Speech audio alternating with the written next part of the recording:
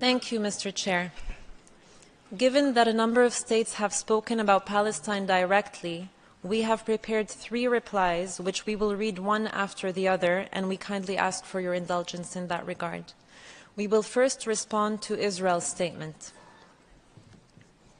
Mr. Chair, at the outset, let us remind Israel that our name is not the Palestinian Authority, but the State of Palestine. Sure, your finance minister said at an event in Paris earlier this year, there is no such thing as a Palestinian people. And your prime minister on the 24th of September held up a map at the General Assembly entitled The New Middle East, in which Palestine was deleted and replaced entirely with Israel. But if your government is annexationist and racist, this body is not, and we ask you to kindly adhere to UN protocol and nomenclature and to show respect to all stakeholders in this room. Let us also remind the Israeli delegate that the lack of rules of procedure for this meeting does not give carte blanche to lose all sense of decorum when speaking to interlocutors in this room. To the other states and civil society in the room, let me simplify Israel's statement for you. Other than throwing insults around and making grave, baseless accusations, Israel said something that should make all of you shudder. It effectively said, I can kill any and every person in Gaza. The 2.3 million people in Gaza are either terrorists or terrorist sympathizers or human shields, and are therefore legitimate targets. Every person, according to Israel, falls into one of these 3 categories: a child, a journalist, a doctor, a UN staff, a newborn baby in an incubator. And so, according to Israel, it can kill them and then have the audacity to come to this room and tell the world with a straight face, we are acting in accordance with international law. The death of each of the over 11,350 people killed over the past month, be it children, journalists, UN staff, the sick, the elderly, according to Israel, was justified. Think about that for a moment and let it give you pause. Anyone espousing this warped logic has no shred of humanity, no sense of morality, and no knowledge of legality. But guess what? Your carpet explanation for carpet bombing will not fly. People are not fools. The people in this room are seasoned diplomats who are well-read, have a knowledge of history, and many of whom have seen your government make the same arguments during your 6 previous military aggressions on Gaza in the past 15 years.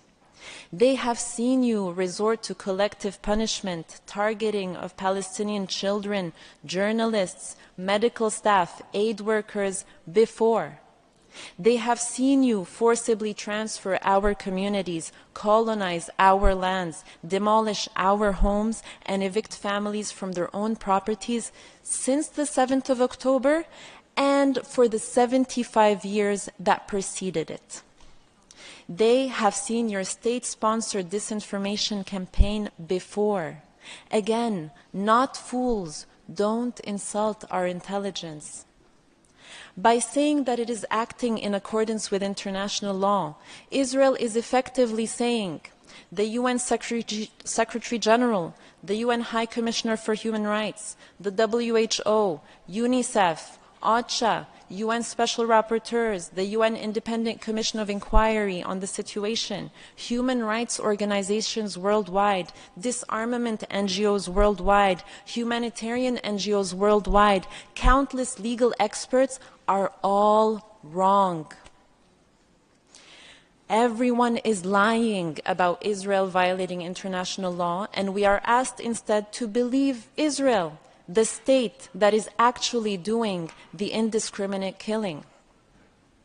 It is interesting that by saying even wars have rules, Israel quoted the very same UN Secretary General whose resignation it has called for because he dared to say that Israel has a history of occupying Palestinian land. The dissonance of hearing the Israeli representative talk about wars having rules as it commits genocide and breaches every rule in the book live on our TV screens is quite something. To Israel we say, we see through your PR and disinformation. The whole world sees through your PR and disinformation. The millions of people filling the streets in every major capital of the world, calling you out for genocide, sees through your PR and disinformation. Perhaps you think that with your incendiary rhetoric, we will all forget the incitement, the declarations and acts of Israeli officials, the people you represent, to wipe out Gaza, to drop a nuclear bomb on the Palestinian people, to destroy the human animals and children of darkness. Perhaps you think that your constant intimidation and threatening language will make everyone overlook the fact that Israel is, as we speak, killing babies, youth, women, men, elderly, no one too small or too old or too sick to be spared its wrath. Perhaps you think that by cutting off telecommunications and imposing yet another blackout on Gaza, you can continue to commit genocide while avoiding the annoyance of people being able to use their phones and computers to report on it. Perhaps you think that as your trigger-happy soldiers continue to kill journalists, 41 so far, the highest number of journalists killed over a 4-week period than in any conflict in the last 3 decades, you think that no one will be left to expose your crimes.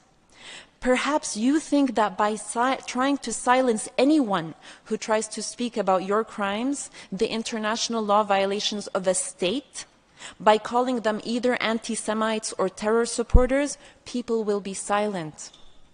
And your intimidation campaign knows no bounds. They attack Palestinians, Jews, Israelis, UN officials, politicians, parliamentarians, university professors, and anyone worldwide who calls you out for your violations of international law. But guess what? Your intimidation and silencing will not work. We, along with all peace-loving nations and along with all people of conscience around the world, will not be silent. We will continue to call you out on your crimes, to call for accountability for your violations, for sanctions as your government continues to reject calls for a ceasefire, to massacre our people, and to entrench your colonial occupation and apartheid regime. Something your country should have learned over the past 75 years is that the Palestinian people are a people who refuse to disappear. And your nuclear threats and your bombs and your tanks and your bulldozers will never break the Palestinian people's will to be free and to live in the dignity and peace to which all people are entitled. Unlike you, we have consistently stood in this forum calling for respect for international law, for ethical principles to guide state behavior, for peace over war, for humanity over national interests, for disarmament over destruction. Once again, we stand in this forum to call on all states to respect and ensure respect for international law. Let the law be the measure by which all are judged, not propaganda and hateful, biased spin steeped in racism. And to Israel's absurd assertion that Palestinians have a problem with people of Jewish faith, and give the impression that this is a religious conflict, let us say it loud and clear. This is not and has never been about religion. Had the occupiers of our land or the violators of our rights been Muslim, Christian, Buddhist, Hindu, atheist, or of any other conviction, we would have called them out all the same. Palestine has always been multiracial, multi-ethnic, and multi-religious. People of Jewish faith have lived in historic Palestine as Palestinians for centuries. We consider them to be our brothers and sisters. And since the memory of the Holocaust has been invoked, let us also say loud and clear, we have the greatest of solidarity with both the victims and survivors of the Holocaust. It was not Palestinians that committed that horrific genocide, but the fascist forces that spawned from Europe. And it is unconscionable that a number of European leaders are again beating the drum as another genocide is now underway in Gaza. We are united with those hundreds of thousands of Jews around the world, including from organizations like Jewish Voice for Peace, If Not Now, Na'amod UK, who are calling out this genocide and chanting in the streets of New York, London, Paris, Berlin, Sydney, Toronto, and all major Western cities so that their governments can hear. Not in our name, end the genocide in Gaza. With them, we stand together to end this pain and suffering. Together, we will not allow this to happen. Never again is now.